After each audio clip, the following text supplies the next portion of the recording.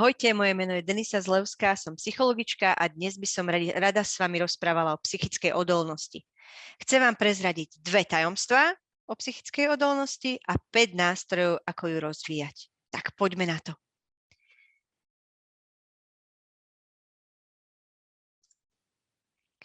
Isto mi dáte za pravdu, že život nie je prechádzka ružovou záhradou. Každá zmena v živote či náročná situácia prináša jedinečnú záplavu myšlienok a silných emócií.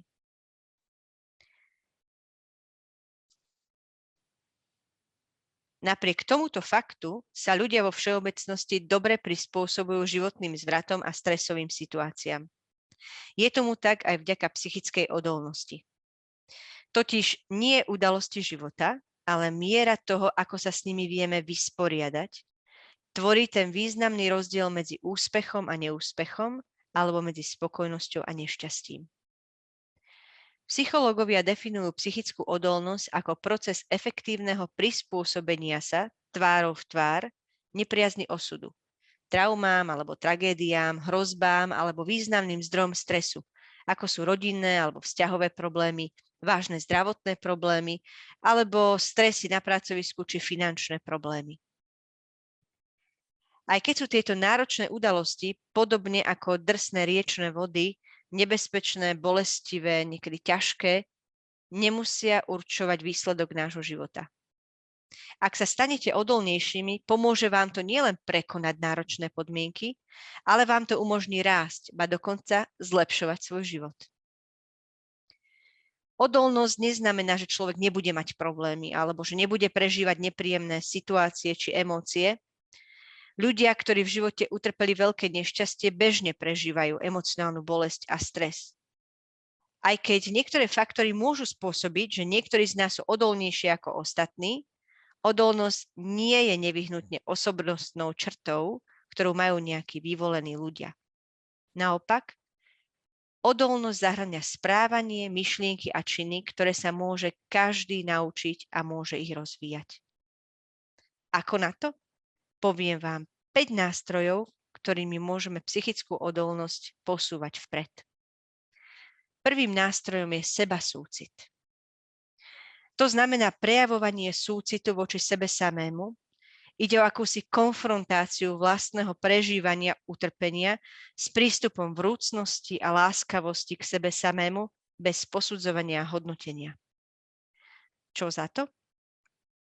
Výskumy sľubujú nižšiu mieru depresívnych pocitov, úzkosti a stresu. To znie dobre, to by sa oplatilo, nie? Ako na to? Ponúknem pár nápadov. Pár cvičení, ktoré nájdete aj v našom handoute, ktorý sme pripravili k tomuto školeniu. Prvé cvičenie sa volá sebasúcitná prestávka. Tu si môžete inak urobiť kedykoľvek, keď sa začnete cítiť byť zahltený rôznou bolesťou, emóciami alebo stresom. Má 3 kroky, ktoré zodpovedajú 3 aspektom sebasúcitu. V prvom rade si bez hodnotenia alebo analýzy všimnite a pomenujte, čo cítite. Povedzte napríklad, cítim sa pod psa úplne na dne alebo sama. Toto je utrpenie, bolí ma to.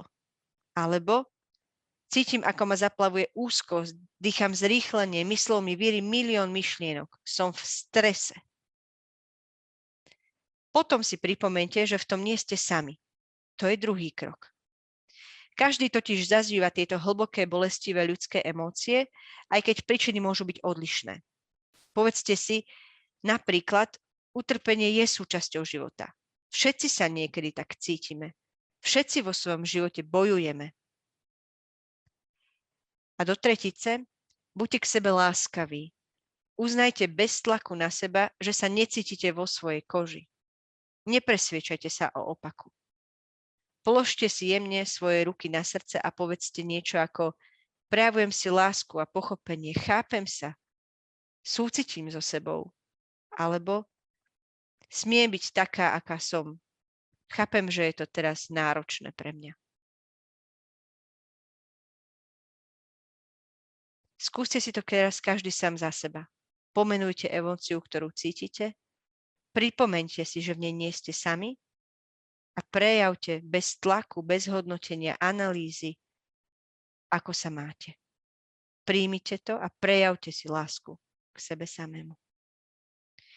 A ak je pre vás sebacúcit riadnou výzvou a potrebujete sa trošku v tom ešte zlepšiť, v handoute nájdete ďalšie cvičenie s názvom Ako by si sa správal k priateľovi.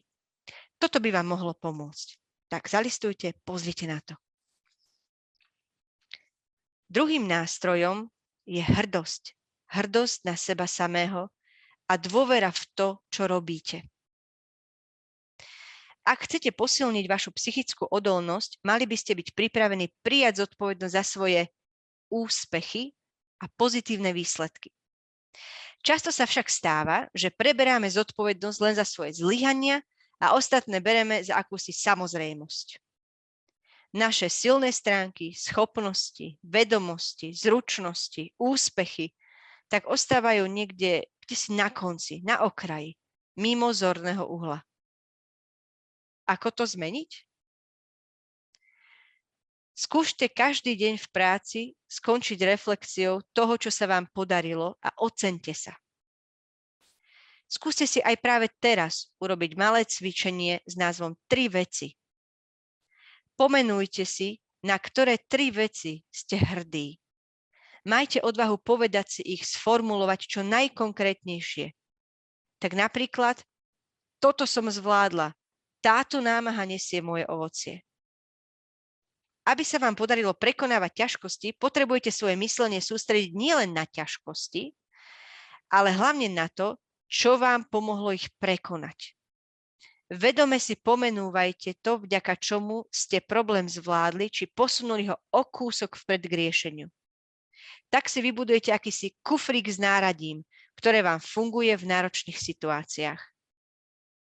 Povedzte si aj teraz 3 veci, ktoré ste zvládli, či posunuli vpred a napíšte si k nim, vďaka čomu to bolo, čo dobré ste urobili, čo konkrétne, aké kroky vás viedli k tomuto úspechu. Tretím nástrojom, ktorý buduje našu psychickú odolnosť, je sieťovanie a budovanie vzťahov. Budovanie silných sietí v škole i mimo nej je pre psychickú odolnosť učiteľov kľúčové. Pozitívne prostredie v práci, v pracovnom kolektíve, ale aj doma, zdravý vzťah s partnerom či priateľmi sú považované za kľúčové prvky budovania a udržiavania psychickej odolnosti. Hovorí sa, že sme priemerom 5 ľudí, s ktorými sa najviac stretávame.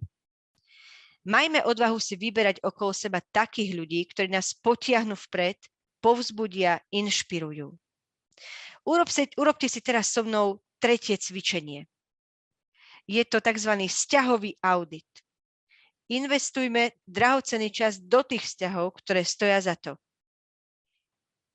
Popremýšľajte nad svojimi vzťahmi. Napíšte si tých 5 ľudí, ktorými najviac trávite čas. Čo vám dávajú? Sú to tí ľudia, ktorí vás inšpirujú, povzbudia, stoja za vami?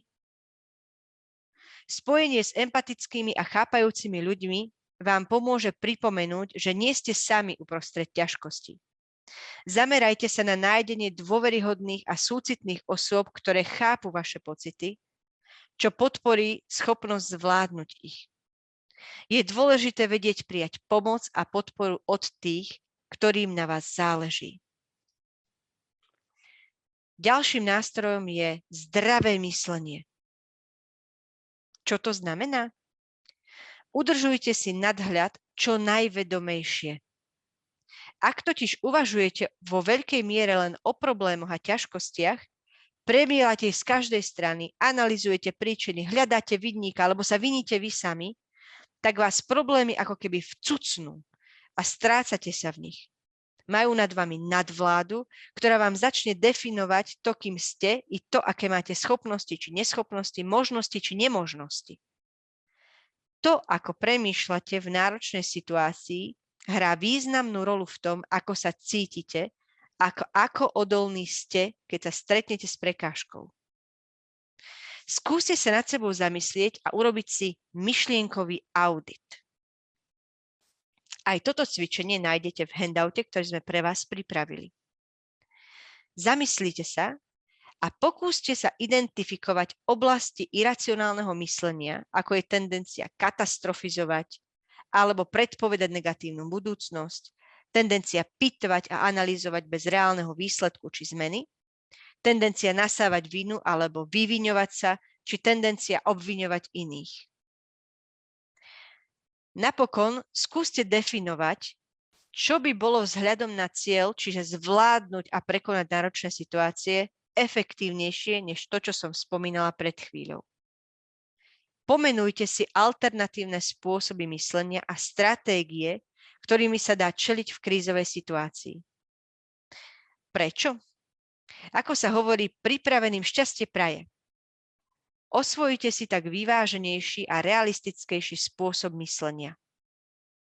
Ak sa napríklad cítite ochromený problémom, pripomeňte si, že to, čo sa vám stalo, nie je ukazovateľom toho, ako pôjde vaša budúcnosť.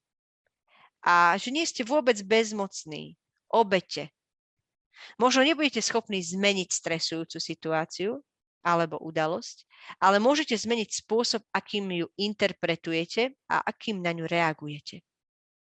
A ak vás budú valcovať myšlienky, skúste si osvojiť takú jednoduchú, skvelú techniku, ktorá prerámuje myslenie.